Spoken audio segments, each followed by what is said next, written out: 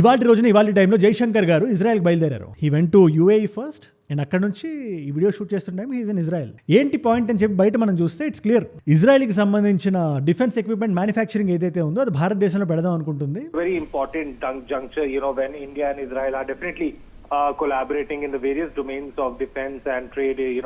Recently we have seen how because Israel feels ఇండియాతో మనం సత్సంబంధాలు ఇవాళ పెట్టుకుంటే మనకు చాలా మంచిది, మన డిఫెన్స్ ప్రపంచానికి అమ్మాలంటే ఇండియా మనకి తోడ్పడుతుంది అని ఇజ్రాయెల్ బిలీవ్ చేస్తుంది. దాని గురించి మాట్లాడడానికి జైశంకర్ గారు వెళ్ళారా అని చెప్పి ఒక పక్క అంటుంటే ఈ టైమింగ్ ఇక్కడ చాలా ఇంట్రెస్టింగ్ ఉంది. ఇక్కడ ఆస్ట్రేలియా దుర్ఘటన తర్వాత ప్రపంచం అంతా రెండు విధాలుగా చీలిపోయింది.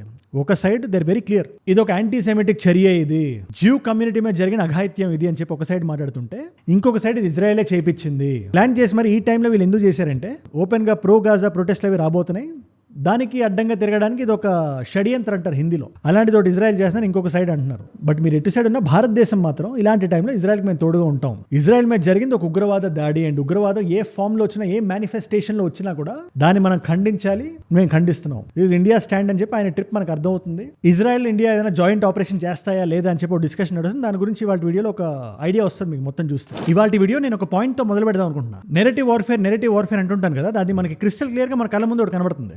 ఎవరికైనా సబ్జెక్ట్ మ్యాటర్ మీద ఏదైనా డౌట్ ఉన్నా కూడా పాకిస్తాన్ ఎలా క్రాక్ చేస్తుంది అని చూస్తే మీకు అర్థమైపోతుంది. నిన్న మనం ఒక దుర్ఘటన గురించి మాట్లాడుకున్నాం. బోందాయ్ బీచ్ లో ఆస్ట్రేలియాలో పెహల్గామ్ ఏ తీరులో అయితే చేశారో అదే తీరులో ఇద్దరు పాకిస్తానీ గన్మెన్, ఒక తండ్రి ఒక కొడుకు, తండ్రికి 50 ఏళ్ల వయసు, కొడుకు 24 ఏళ్ల వయసు, అలా పాకిస్తాన్ అని చెప్పడానికి ఎన్ని ప్రూఫ్స్ ఉన్నాయంటే, తండ్రి 1998లోనే పాకిస్తాన్కి వచ్చేసాడు స్టూడెంట్ వీసాతో, కొడుకు డ్రైవింగ్ లైసెన్స్ ఇస్తారు కదా, అందులో పాకిస్తాన్ క్రికెట్ టీం జెర్సీ వేసుకొని మరి ఫోటో దిగాడు. సరే ఈ ప్రూఫ్స్ చాలా అనుకోండి. 2019లో ఇస్లామిక్ స్టేట్ సెల్లో వీళ్ళు ట్రైనింగ్ తీసుకున్నారని చెప్పి మనకి న్యూస్ వస్తుంది మనకి. Meanwhile, his son was earlier probed as a suspect linked to Islamic states. ఇది నిన్నటికి కంప్లీట్గా ఇంకా బయటికి రాలేదు కాబట్టి దీని గురించి ఎక్కువ డిస్కస్ చేయలేదు. కానీ ఇవాళ మనం విస్తారంగా మాట్లాడదాం. మనం ఈ పాకిస్తాన్ వాళ్ళు ఇవాళ భారతదేశాన్ని నిందిస్తున్నారు తెలుసా. దీని గురించి మీరు ఒక క్లిప్పింగ్ చూపిస్తాను మీకు, ఇది పాకిస్తానీ మీడియా అవుట్లెట్ లోనిదే. అందులో వాళ్ళు అంటారు, వాళ్ళు ఇజ్రాయెల్, భారతదేశం, ఆఫ్ఘనిస్తాన్ కలిపి పాకిస్తాన్ డిఫేమ్ చేయడానికి చూస్తున్నాడు. పాకిస్తాన్ ఒక విక్టిమ్ అంట. ఇన్ఫాక్ట్ ఆ ఇద్దరు ఎవరైతే ఉన్నారో వాళ్ళు ఆఫ్ఘనిస్తాన్కి సంబంధించిన వ్యక్తులు అంట. ఏది నవీద్ అక్రమ్ పాకిస్తాన్ జెర్సీ వేసుకొని మరి ఫోటో దిగి పెడితే भारतीय मीडिया की तरफ से, इस्राइल की तरफ से और अफगान मीडिया की तरफ से कोई पहला वाकया नहीं हुआ कि इन्होंने जिस तरीके से बगैर सबूत के, बगैर शवाहिद के पाकिस्तान के ऊपर इल्जाम लगाना शुरू कर दिए. వీడు ఆఫ్ఘనిస్తాన్ వ్యక్తి అని చెప్పి వాళ్ళు అంటున్నారు. సరే దాని పక్కన పెట్టండి. డాన్ అని చెప్పి ఒక న్యూస్ పేపర్ ఉంది పాకిస్తాన్. ఇవన్నీ ప్యారలల్ స్క్రీన్ ప్లేస్ లో ఒకేసారి రకరకాల ఇన్ఫర్మేషన్ ప్రజలకు పంపిస్తే వాళ్ళు కన్ఫ్యూజ్ అయిపోతారు. ఏది నిజం ఏది అబద్ధం నమ్మడానికి చాలా కష్టంగా ఉంటది కాబట్టి రకరకాల అబద్ధాలని సెల్ చేస్తున్నారు వాళ్ళు. లోకల్ మీడియాలో కాదు, ఇంటర్నేషనల్ మీడియాలో. ఇది నెరేటివ్ వార్ఫేర్ అంటే. దీన్ని మనం క్రాక్ చేయాలి, బీట్ చేయాలి, పాకిస్తాన్ ఎక్స్పోజ్ చేయాలి. అందుకే నేతన్యాహు గారు నిన్నటి ప్రెస్ మీట్ లో చెప్పిన మాట ఒకటి నేను చెప్తా. యాంటనీ ఆల్బనీస్ గారికి ఎవరైతే ఆస్ట్రేలియన్ ప్రైమ్ మినిస్టర్ ఉన్నారో ఆయనకి నేను August 17th ఒక లెటర్ రాశాను. నేను On August 17th, about 4 months ago, I sent Prime Minister Albanese of Australia a letter in which I gave him warning. మీరు ఏదైతే పెంచి పోషిస్తున్నారో అది ఒక పాము, అది యాంటీ సెమిటిక్ హేట్రెడ్ ని పెంపొందిస్తుంది. మీరు జాగ్రత్తగా ఉండాలి. మీరు ప్యాలెస్టైన్ మీరు ఒక స్టేట్ కింద కన్సిడర్ చేస్తే అది మాకు నష్టం చేకూరుస్తుందని నేను చెప్పినా మీరు వినలేదు. మీరు వీక్నెస్ యాక్షన్ కింద మార్చండి, అపీజ్మెంట్ ని రిజాల్వ్ కింద మార్చండి అని చెప్పి ఆయన అంటున్నారు. ఒకసారి మీరు వినండి. I call upon you to replace weakness with action, appeasement with resolve. He's very clear. మమ్మల్ని చంపడానికి ఎవరు వచ్చినా, వాళ్ళు హమాస్ వాళ్ళైనా, లెబనాన్ వాళ్ళైనా, ఎక్కడి నుంచి వచ్చినా కూడా మేము చూస్తూ కూర్చొని ఊరుకునే రకాలు కాదు, మేము తిరిగి రిటాలియేట్ అవుతామని చెప్పి ఒక పక్క ఆయన అంటూ, ఇంకొక పక్క పీట్ హెగ్సెత్ గారు ఎగ్జాంపుల్ తీసుకొచ్చి సిరియాలో ఇలాగే ఏదో జరిగినప్పుడు ఆయన ఒక వార్నింగ్ ఇచ్చారు. మీరు మమ్మల్ని చంపేసి వెళ్ళి దాక్కుందాం అనుకోకండి, మీరు ఒక భయంతో మీ జీవితం అంతా బ్రతకాలి, ఎక్కడ సిఐఏ వచ్చి మమ్మల్ని లేపేస్తుందా అని చెప్పి ఆయన అంటున్నారని ఆయన ఎగ్జాంపుల్ తీసుకొని మరి ఇజ్రాయెల్ కూడా అలాగే ఉంటుందని చెప్పి ఆయన అంటున్నారు. He said, let it be known that if you target Americans anywhere in the world, you will spend the rest of your brief, anxious life knowing the United States will hunt you, find you and ruthlessly. కాకపోతే Netanyahu గారు ఎంత strong అయితే Antony Albanese గురించి మాట్లాడుతున్నారు, అంతే strong గా DJT గురించి కూడా మాట్లాడాలని చెప్పి, ఇన్ఫాక్ట్ ఆయన అలా మాట్లాడగలగాలి, ఒక స్టాండ్ తీసుకోగలగాలని చెప్పి చాలా మంది జియోపొలిటికల్ ఎక్స్పర్ట్స్ చెప్తున్నారు. ఇన్ఫాక్ట్ ఈ పాయింట్ మనం నిన్న కూడా రేస్ చేసాం. మనం ఈ తప్పు పాకిస్తాన్ లో ఆరిజినేట్ అయిందని మన అందరికీ తెలుసు, అవునా కదా. అదొక ఎపీ సెంటర్ ఆఫ్ ఉగ్రవాదం అని చెప్పి జైశంకర్ గారు కూడా చెప్పారు యుఎన్ జనరల్ అసెంబ్లీకి వెళ్ళి. India has confronted this challenge since independence, having a neighbor that is an epicenter of global terrorism.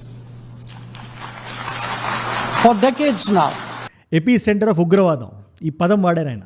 ఇది ఊరికే వాడే పదం కాదు కదా. ఒసామా బిన్ లాడెన్ ఎక్కడ దాక్కున్నాడు, హఫీజ్ సయీద్ ఏ బొక్కలో దూరాడు, మసూద్ అజర్ ఎక్కడ రిలాక్స్ అవుతున్నాడు, అవన్నీ మనకు తెలియక కాదు కదా మనం ఆడుతున్నది.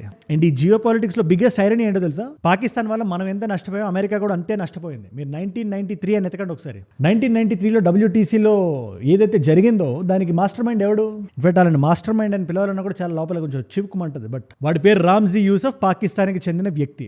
IC-814 1999 పాకిస్తాన్కి సంబంధించిన వ్యక్తే. 2001 సెప్టెంబర్ 11 పాకిస్తాన్కి సంబంధించిన ఒసామా బిన్ లాడెన్ అబోటాబాద్లో దొరికాడు. 2011లో లేపేశారు మీ అమెరికన్ ఫోర్సే. మరి అదే అమెరికా అదే వంకాయ మునిని పిలిచి మరి కూర్చోపెట్టి my favourite field marshal of Pakistan, and also I have to say my favorite field marshal from Pakistan, who's not అని ఆ ఫీల్డ్ మార్షల్కి మీరు అనవసరమైన ఎలివేషన్లు ఇస్తూ డబ్బులు ఇస్తూ మధ్యాహ్నం భోజనానికి పిలుస్తూ వడ్డిస్తూ కేవలం ఈగో కోసం అది ప్రపంచం చూస్తుంది. అందుకని వాళ్ళు మనం ఎక్స్పోజ్ చేయాలి, చేస్తున్నాం కూడా. అటు సైడ్ నుంచి నెరేటివ్ ఎంత స్ట్రాంగ్గా వస్తుంది, ఇటు సైడ్ నుంచి కూడా నెరేటివ్ అంతే స్ట్రాంగ్గా వెళ్ళాలి. వాళ్ళ వల్ల మనం ఆఫ్ఘనిస్తాన్తో కుమ్మక్కై మనం ఇది చేపించామనే మీనింగ్ వచ్చినట్టు పాకిస్తాన్ మాట్లాడుతుంది. సో నిజాలు మనం ఫ్యాక్ట్స్తో మాట్లాడదాం మనం ఇవాళ వీడియో దాని గురించే. ఇన్ఫాక్ట్ నేను వీడియో ఇమీడియట్గా చేయాల్సి వచ్చింది కాబట్టి చాలా కీ డీటెయిల్స్ మిస్ అయ్యి దాన్ని కూడా ఇవాళ మనం వదలొద్దు. ఎవ్రీ సింగిల్ థింగ్ మనం మాట్లాడుకుందాం. That is the need of the hour. ఎందుకంటే ఇవాళ మనం నిద్ర లేకపోతే ఇది భారతదేశం మాత్రమే కాదు ప్రపంచం మొత్తం ఇలాగే పడుకుంటే మాట్లాడడానికి మనుషులు కరువైపోతారు. దీని గురించి ఎటువంటి ఫర్దర్ అప్డేట్ వచ్చినా కూడా నా సైడ్ నుంచి ఒక వీడియో మీకు ఖచ్చితంగా వస్తుంది. దాన్ని మీరు మిస్ అవ్వకుండా మీరు చూడాలనుకుంటే కింద కనబడే సబ్స్క్రైబ్ బటన్ నొక్కి పెట్టేసుకోండి. డన్ 15 మంది చనిపోయారని చెప్పి మనకు వార్త వస్తుంది. ఫైనల్ నంబర్ 15 అని. ఇన్ఫాక్ట్ 16, అందులో 16th వ్యక్తి వాడు సాజిద్ అక్రమ్ అనే ఫాదర్. ఆ 50 సంవత్సరాల వ్యక్తి ఎవడైతే ఉన్నాడో వాళ్ళ కొడుకు కూడా చాలా క్రిటికల్ గా ఉన్నాడు. కాకపోతే ఆయన బతికించి మరి అతను మాట్లాడాలి. నవీద్ అక్రమ్. ఎనీవేస్ ఈ 15 మందిలో 10 సంవత్సరాల నుంచి 87 సంవత్సరాల వరకు జనాలు ఉన్నారనే విషయం ఎంతమందికి తెలుసు? లిటరల్లీ 10 సంవత్సరాల పసి పిల్లల నుంచి హోలోకాస్ట్ లో బ్రతికిపోయిన 87 ఏళ్ల వ్యక్తి వరకు. పాప ఆయన అక్కడ బ్రతికింది ఇక్కడ చనిపోవడానికైనా అని చెప్పి క్వశ్చన్ చేస్తున్నారు ఇవాళ. అండ్ వీడియో బిగినింగ్ లో మనం మాట్లాడంటే మనం ఫస్ట్ మనం ఖండించాం మనం. అండ్ ఆల్సో మన జైశంకర్ గారు ఎట్ ద మూమెంట్ ఆయన ఇజ్రాయెల్లోనే ఉన్నారు.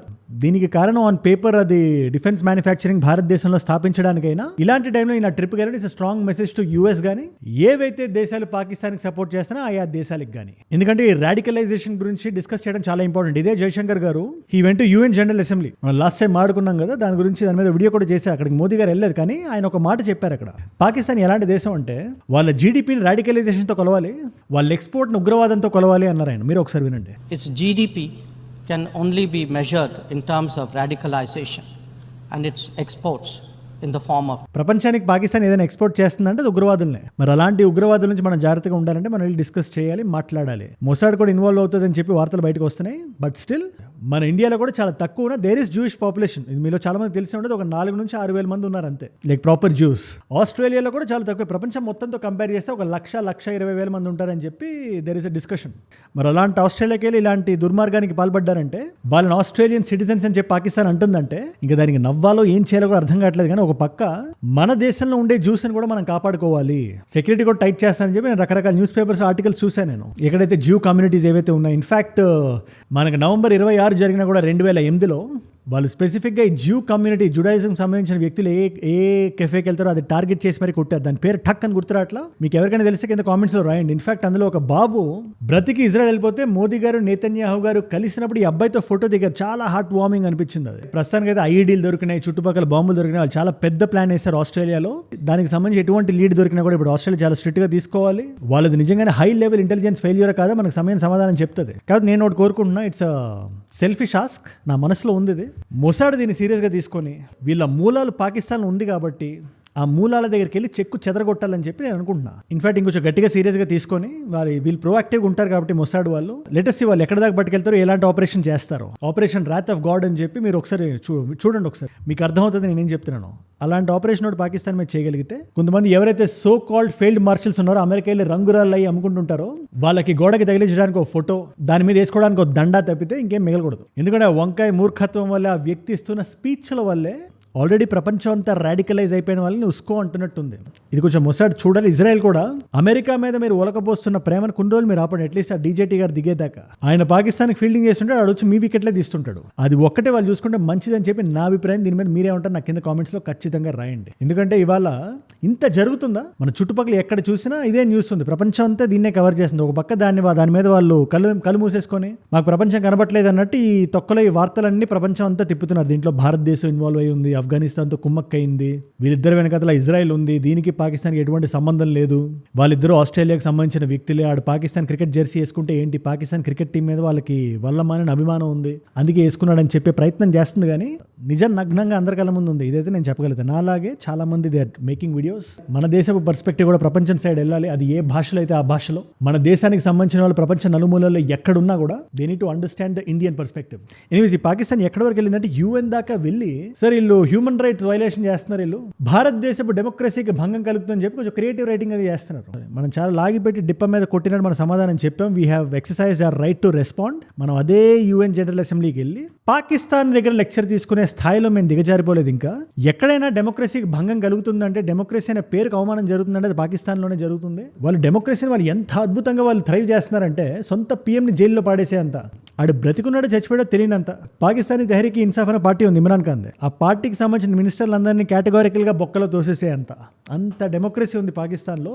ఇన్ఫాక్ట్ ఈ ఫెయిల్డ్ మార్షల్ ఎవరైతే ఉన్నాడో ఈ మునీర్కి ఇవాళ మిలియన్ ఎంతమందికి తెలుసు లైఫ్ టైం ఇమ్యూనిటీ ఉంది. ఇమ్రాన్ ఖాన్ వేసినట్టు ఈ వ్యక్తిని బొక్కలో వెళ్ళారు ఇవాళ. ఆ వ్యక్తి చచ్చే వరకు, ఆ వంకాయ చచ్చే వరకు ఇష్టం వచ్చినట్టు బిహేవ్ చేయొచ్చు, ఇష్టం వచ్చిన ప్రసంగాలు ఇవ్వచ్చు. పాకిస్తాన్ని లీగల్గా ఎట్లా మార్చారంటే ఇవాళ ఆన్ పేపర్ అది ఒక హైబ్రిడ్ మోడల్.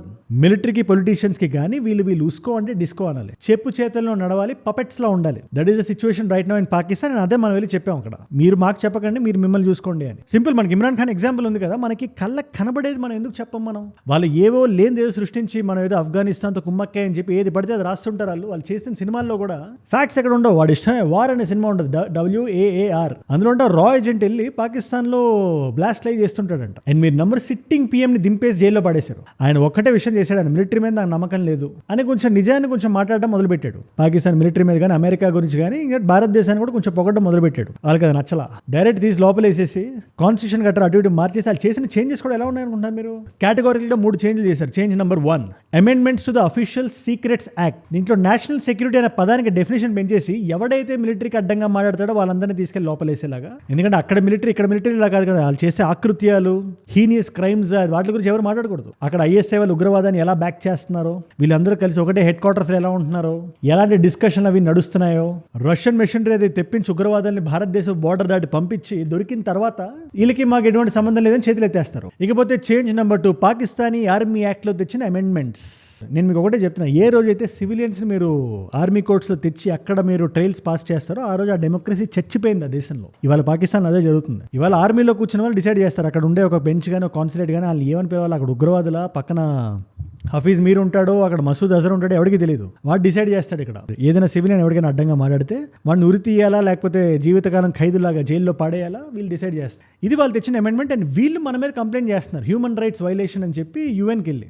UN కూడా ఇవాళ రోజున I don't know what it is. Pakistan ఇచ్చిన కంప్లైంట్స్ ని తీసుకుంటుంది. ఇకపోతే 3వ change, weakening of judicial oversight. అంటే సింపుల్గా చెప్పాలంటే ఈ మూడింటిని నీట్గా కలిపేస్తే ఎటువంటి జ్యుడిషియల్ ఓవర్సైట్ ఉండదు. మిలిటరీ వాళ్ళు ఏం చేసినా చేసుకోనివ్వండి అన్నట్టు ఉండాలి. వాళ్ళకి సుప్రీం పవర్స్ ఇచ్చేసుకొని స్లోగా లైఫ్ టైం ఇమ్యూనిటీ ఈ వంకాయకి వచ్చేలా వంకాయ చేసేసుకుంది. అండ్ ఈ వంకాయ ఇస్ ఎ వెరీ డేంజరస్ వంకాయ. వైట్ హౌస్ లోపల వరకు దూరగలిగింది, DJT గారి ప్లేట్ మీదకి వచ్చేసింది అదే వంకాయ. మీరు సిస్టమేటిక్గా బలూచిస్తాన్లో జరుగుతున్న అఘాయిత్యాన్ని బయట చూపించకుండా మీడియాని సప్రెస్ చేసి ఎవరైతే ఆర్మీకి విరుద్ధంగా అడ్డంగా మాడతారో వాళ్ళందరినీ లోపలేసి వాళ్ళు మీరు ఒక ఎకో సిస్టమ్ మీరు క్రియేట్ చేశారు. దానివల్ల మీ దేశం నాశనం అయిపోవడం ఖాయం, బాల్కనైజ్ అయిపోవడం కన్ఫర్మ్. ఏ రోజైతే అమెరికా చేయి తీసేస్తుంది మాకు సంబంధం లేదని మిగతా ప్రపంచం అంతా వెయిట్ చేస్తుంది, ఇంక్లూడింగ్ ఇజ్రాయెల్. అండ్ ఇలాగే we need to exercise our right to respond. Pakistan ఎక్కడ ఎప్పుడు ఎలాంటి అబద్ధాలు చెప్పినా కూడా గ్రాస్ రూట్ లెవెల్లోనే కాదు, మన సైడ్లోనే కాదు, ఇన్స్టిట్యూషన్ లెవెల్ నుంచి కూడా సమాధానాలు ఇలాగే రావాలి. అది మినిస్ట్రీ ఆఫ్ హోమ్ అఫైర్స్ నుంచైనా, ఎయిర్ మార్షల్స్ నుంచైనా, COI నుంచి, ఎవరి నుంచైనా ఇంతే ధీటుగా ఇంతే ఘాటుగా వస్తుంటే మన మెసేజింగ్ కూడా బయటకు వెళ్తుంది. And we need to stream line it.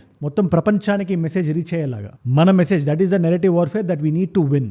ఎవరైతే 15 మంది చనిపోయారో బోందాయి బీచ్ లో ఆస్ట్రేలియాలో వాళ్ళ ఆత్మకి శాంతి చేకూరాలని, ఎవరైతే ఇంజూర్ అయ్యి ప్రాణాలతో కొట్టుమిట్టాడుతున్నారో వాళ్ళందరూ సురక్షితంగా బయటకు రావాలని చెప్పి ఆ దేవుడు నేను కోరుకుంటున్నాను. దీని మీద మీరు ఏదైనా యాడ్ చేద్దాం అనుకున్న పాయింట్ నాకు కింద కామెంట్స్ లో ఖచ్చితంగా రాయండి. ఇవాళ మల్టిపుల్ చాయిస్ క్వశ్చన్ మీ అందరికీ, మసూద్ అజర్ అనే ఈ పందికొక్కు ఏ ఆర్గనైజేషన్ ని స్థాపించాడు? Option A is Lashkar, option B is Taliban, option C is Jaishe Mohammed, option D is al Qaeda. మీరు సమాధానం తెలిస్తే కింద రండి, తెలుసుకుందాం అనుకుంటే ఇన్స్టాగ్రామ్కి వచ్చేసేయండి. అక్కడ నా స్టోరీస్ ఒకటి పెట్టించేస్తే. And also Instagram is a place where you can give me, నాకు ఏదైనా వీడియో ఐడియా టాపిక్ ఇచ్చి పర్టికులర్ టాపిక్ మీద మీరు మాట్లాడాలి అని నాకు చెప్పాల్సి వస్తే ఖచ్చితంగా అక్కడికి వచ్చేసేయండి. మీరు చెప్పే ఐడియాస్తో ఇక్కడ వీడియోస్ వస్తాయి. You decide next A video రావాలి అని చెప్పి నా జీవితంలో ఏమైనా జరుగుతున్నా కూడా ఇన్స్టాగ్రామ్లో పెట్టేస్తాను. Let us be a part of a close tight knit community and Agewood Global and Agewood Unfiltered అని చెప్పి మీ నాన్ తెలుగు ఫ్రెండ్స్కి నా కైండ్ ఆఫ్ వీడియోస్ మీరు షేర్ చేయాలన్నా, fitness fashion lifestyle kind of content నా సైడ్ నుంచి మీరు చూడాలన్నా డెఫినెట్లీ 2 ఛానల్స్కి సబ్స్క్రైబ్ చేయండి. మన channels we're growing horizontally. And మీరు ఇక్కడ దాకా ఈ పాయింట్ దాకా ఈ వీడియోలో మీరు వచ్చారంటే మీకు మాక్సిమం వాల్యూ మీరు పొందారు. మీరు ఇన్ఫాక్ట్ మీరు ఇలా చూడడం వల్ల నాకు ఎంత మోటివేషన్ వస్తుందో తెలుసా. ఏ రోజు వీడియో వదలకూడదు. To give you the best content అహర్నిశలు కష్టపడాలని నన్ను ప్రోత్సహిస్తుంది, ప్రేరేపిస్తుంది. దానికి మీరే నా ప్రేరణ. You are my inspiration. మీరు ఇలా రోజు చూడడం వల్ల ఎంతమంది కొత్త వాళ్ళకి రీచ్ అవుతున్నాయి తెలుసా. అండ్ కొత్త వాళ్ళు ఎవరైనా చూస్తుంటే వాళ్ళకి మాత్రం చెప్తున్నాను నేను, మీరు ఆఫీస్ నుంచి కాలేజీ నుంచి వెనక్కి వచ్చిన తర్వాత మీ కుటుంబాలు, జీవితాలు, రెస్పాన్సిబిలిటీస్ వీటిలన్నిటి తర్వాత పడుకునే ముందు ఒక 10 నిమిషాలు ప్రపంచంలో ఏం జరుగుతుందనే ఒక ధ్యాస మీకుంటే నా వీడియోస్ మీకు హెల్ప్ అవుతాయి. అండ్ ఆ వీడియోస్ మీ మొబైల్ దాకా రావాలంటే కింద కనబడే సబ్స్క్రైబ్ బటన్ నొక్కి పెట్టేసుకోండి. డన్. మీకోసం 2 వీడియోస్ పెడుతున్నా. ఈ వీడియో ఈ ఆస్ట్రేలియన్ ట్రాజెడీ గురించి ఒక ఫుల్ వీడియో చేశాను నేను. దాన్ని తండ్రి కొడుకులు ఎట్లా ఎగ్జిక్యూట్ చేశారని చెప్పి ఆ వీడియో ఇక్కడ ఉంది. లేదు ఈ మెస్సీ సిచ్యువేషన్ గురించి నేను ఏమైనా తెలుసుకోవాలని మీరు అనుకుంటే ఆ వీడియో ఇక్కడ ఉంది. 2 ఇంపార్టెంటే. మీకు ఏది ఇంట్రెస్ట్ ఉంటే చూడండి. నేను మళ్ళీ మిమ్మల్ని రేపు కలుస్తా. మనందరం కలిసి పెరగాలి, కలిసి ఎదగాలి. Let us all grow together. Let us all rise together. Rise above ignorance, rise above arrogance, rise above hate. Agewood అంటే మనం. జై హింద్, జై భారత్, జై ఆంజనేయ. ఓం నమః శివాయ.